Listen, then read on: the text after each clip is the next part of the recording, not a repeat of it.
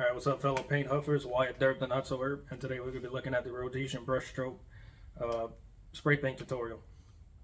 So spray painting your guns, gear, stuff like that has become a lot more popular because it's obviously cheaper than doing Cerakote. And if you don't like it in say 2 or 3 years, that's not your favorite camo anymore, or something cooler comes along, you know, you can just strip it, spray over it, and it's not going to be another couple $100.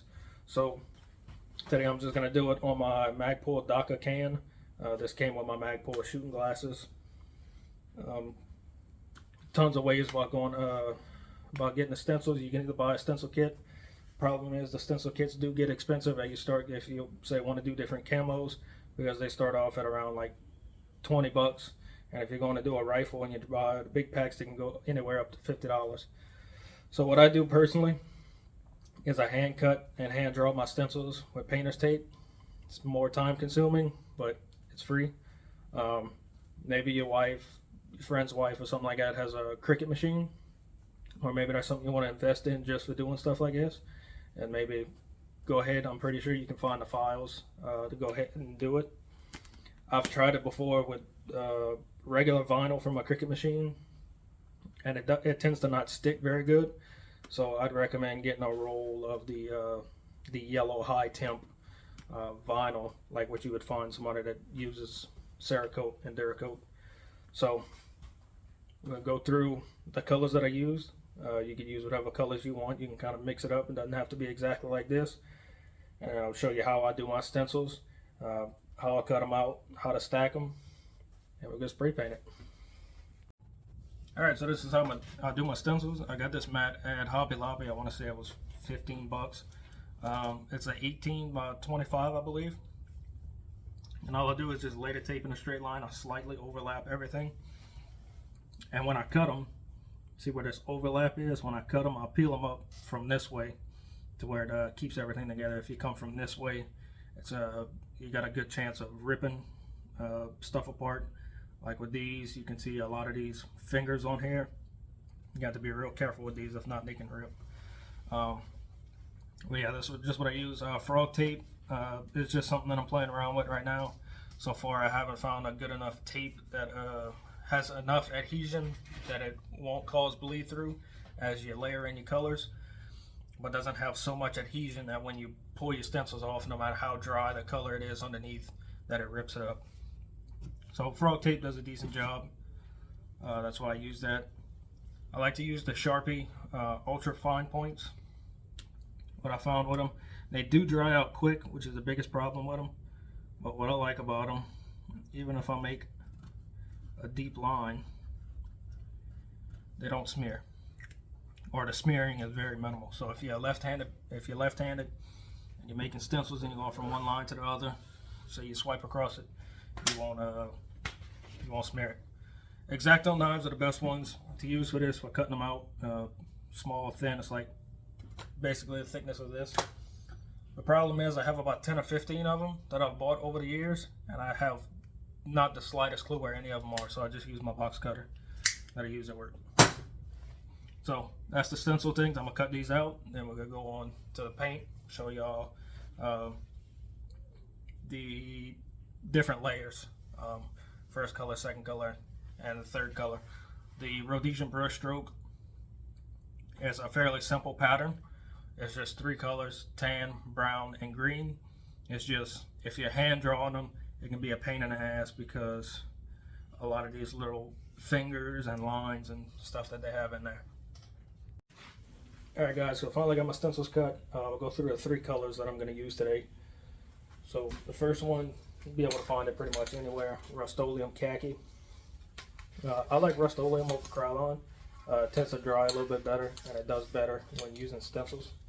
So that's why I like using Krylon. I do have Rust-Oleum. I do have some Krylon, but the Krylon tends to take a lot longer to dry and comes out. It has a tendency of coming out runny sometimes. The second one is Iron Lac Guacamole. This one, the only place I've ever seen this in store is Hobby Lobby. $6 a can, so it's not terrible. Dries pretty quick, sprays pretty good, and they do sell a bunch of different tips for them. This is kind of like a graffiti spray paint. Hobby Lobby will typically have a lot of colors, but when it comes to looking for camouflage colors, Ours doesn't have a whole lot that could be used for camouflage, but this is one that I found that is actually good for camouflage. And then the last one is going to be Pro Drive Dead Grass. Now this one's going to be really specific. Pro Drive is a boat and surface drive motor manufacturer. This is the color that they came up with for their boats and motors. This is just a touch-up paint that they sell. So if you like that color, if you like the color and want to get it, that's the only place you can get it. So that's the colors that I'm gonna go through. I just got this hanging up. I'm gonna start off with the base coat, and then start sticking stencils from there. Now when I do this, I'm gonna stop it and move y'all around to where y'all can see what I'm doing. I'm gonna try not to get in the way in the process of me painting. Alright, so we're taking a look at some reference pictures. What I'm gonna do is I'm gonna start off with the Pro Drive Dead Grass. So for anybody else, you'd be starting with your brown. This is just the way I do it. If you want to do it a certain way, this is just with me looking at the pattern. This is how I interpret it, that I should start it off. So just gonna start off light coat, and this is a pretty good paint to do. It's not the quickest drying, but it doesn't take forever. If you want to speed up the process, you can add. I have a heat gun that I can use for that. And I have this hanging on a wire up here. I'm gonna have to adjust that. I'm gonna have to adjust this come the next color. Don't want to end up dropping this. But this is just so I can move it around. I like to try to keep it in one direction if possible, but not always the case. Try to get all of it.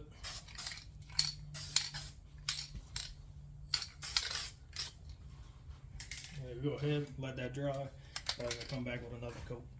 Base color's done. Got my stencils laid out. Went ahead, looked at some reference pictures. Got them, pretty close. It's not gonna be exactly perfect because I am hand drawing and hand cutting these.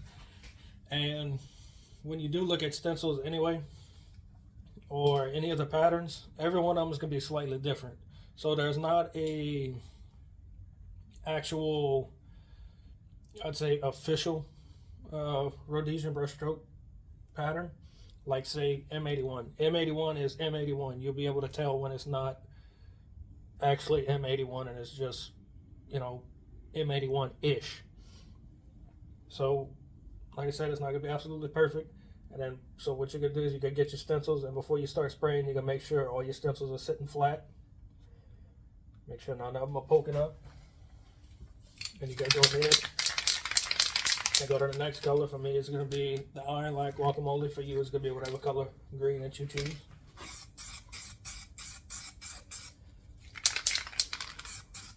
As you can see, that's a nice, Ranger greenish. I didn't have a color that was more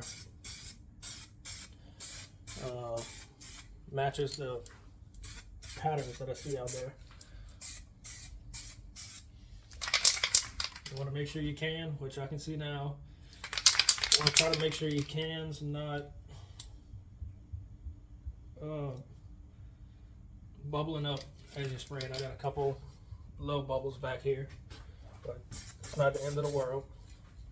You're not doing a $400 Cerakote in somebody's LMT or anything like that. And I'll be honest with you, whether you're doing spray paint, Cerakote, Duracoat, using a spray gun with professional automotive style painting the boat camo, I've never seen a 100% perfect camo job. If you look at it, there's always going to be some inconsistency somewhere. So if it's not absolutely perfect, it's not the end of the world. Don't beat yourself up over it. So I'm just going to go ahead and add my second color. Light coat at first, try to get everything. I'm going to go ahead, let that little coat dry off. finish out probably 3 or 4 more coats and it'll be good to go. Then we're gonna switch, then we're gonna add stencils, and we're gonna go on to the last color. Okay, so before we move on to the next color, I'm gonna give you a quick tip. If y'all do use a heat gun to kind of speed up the drying process, put it on the lowest setting and move it back and forth real quick. The reason being, if you put it on the highest setting and you move it real slow, especially with painter's tape, if you're using painter's tape as a stencil, in some spots you can melt the adhesive where it starts peeling off, or you can melt the adhesive and it starts sticking to whatever your bottom color is, and it can discolor it and just make the underneath, whatever color's underneath, make it real sticky. So that's what I like to do, just lowest setting, move it back and forth. Some paint brands, if you do put it on high and leave it on one spot, you actually dry the paint too quick and it'll start crackling up, or even melt some paint brands. So that's just something to keep in mind if you are going to use a heat gun in between colors to help them dry a little bit quicker. Alright, so here's the last layer of stencils.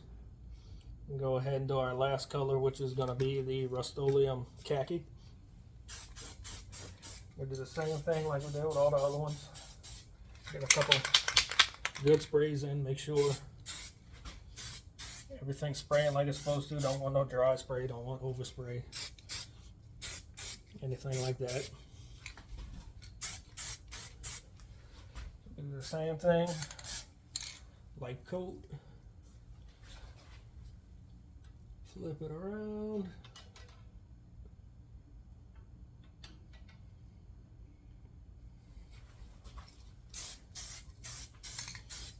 Try to keep spraying in the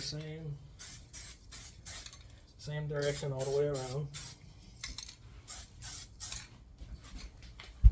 Go ahead and hit the bottom. Alright, so that's going to be my first coat. I'm going to do, I like the rest of them, about 3 or 4. We can go ahead and let this one dry. And once we're done, I'm going to show you how to take the stencils off carefully. And then we can see the final result. Alright, so it's dried enough to start taking the stencils off. I'll show you how I do it. Looking at the stencils, especially if they're layered, you'll be able to tell which one's the top and which one's the bottom. Now looking at this, I can see that this one slightly overlaps on this one. So that's the one I'm going to pull off first. What I like to do is just grab a razor blade by itself. Like I said,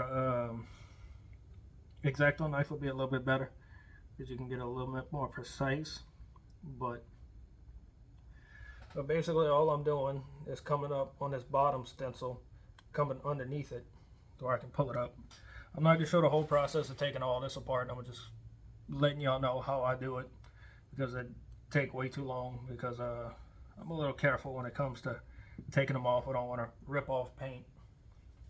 Anyway, so we'll take off this first one.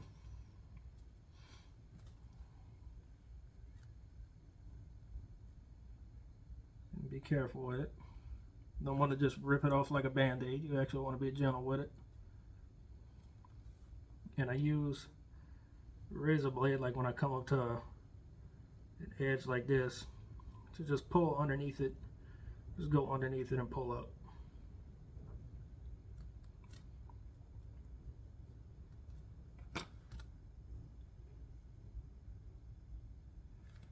And that's how you start pulling them off. So I'm gonna finish this and we're gonna get back and see the final product.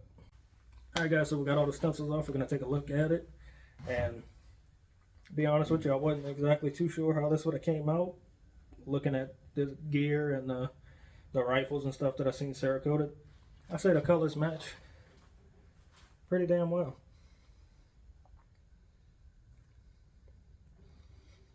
Now I can nitpick this whole thing. The pattern isn't exactly in order. You know, got a couple spots that the paint peeled up to the base. All the paint peeled up, showing the base color. Had some green peel up and show the brown underneath. Guys, it is what it is. If you actually use any of this, it's going to happen regardless. Even if you have Cerakote, it's going to wear through whatever. If you got multicolors, it's going to wear through in some spots of the color underneath. I got rifles that were professionally Cerakoted by some big names in the industry, and I can show you where they're peeling off. It is what it is if you actually use your stuff. Now when you use it, you'll get that battle worn finish. A lot of the rough edges where the stencils may have been will smooth out. You know, you get colors underneath coming through. It's going to look awesome. That's the whole point of doing this. Looking cool.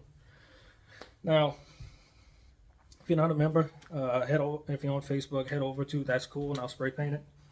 It's a group where we just spray paint stuff. You know, you got something new, that's cool, spray paint it. And that's one of the reasons that I'm doing these videos. A lot of guys want to do something a little bit more advanced with their paint jobs. They want to match, you know, gear they may have, or they may just want to do their favorite pattern on a rifle. You know, that's why I wanted to do these, to help those guys out that may not know how to do it. I know a lot of people are visual learners, so that's why I'm trying to make these videos so where people can actually see the process. Now, do you have to do it exactly step by step the way I do? Do you have to hand draw and hand cut stencils? No, you can buy stencils if you want, if you got the money for that. Good for you, Mr. Moneybags. I'm not doing that. Now, I do have access to a Cricut, so maybe I'll do that to help out a little bit later on, save me some time. The biggest thing for me is just finding stuff that I haven't spray painted yet to spray paint. You look at my AR mags and my AK mags, I probably got 20 different patterns to prove them. So I don't have a lot of stuff that is not spray painted. Now, I have buddies that let me spray paint their stuff. They like my work. They trust me enough to spray paint their stuff, and that's cool. I can bring along some of their stuff, show you stuff that I did in the past, kind of do a little walkthrough on, you know, how I did it. I have one of my buddy's holsters that I'm fixing to mod to where he can, a Safari Land, to where he can run an optic. It's not optic compatible. I'm gonna cut it, remold it, and then I spray painted a rifle for him. He don't know it, but I'm gonna take it and paint it to match his rifle, because that's another pattern that, you know, maybe somebody looks at it, man, I can't figure out how to do it. Here's how you do it, buddy. So, appreciate the views. Leave in the comments anything you want to see. I'm gonna try to get to popular military camos, M81, God's Plaid, the best one. I don't care who you are, what you say. Multicam, Vietnam Tiger Stripe. Try to go through all those. Go through popular hunting camos. You know, bottomland, grass patterns. You know, stuff like that. So, appreciate it, guys. I don't really know what else to say. Just stay tuned. We'll try to get some more videos out. Like I said, just the hardest thing for me is getting more stuff to spray paint and stripping old paint off and then doing new paint jobs. It's time consuming, so I'm gonna try to get things out in a timely manner. I'll try to do videos, you know, maybe a new pattern every 2 weeks, once a month, something like that. So again, appreciate it, guys. Hope you all enjoyed it. I want to see those awesome spray paint jobs on Facebook.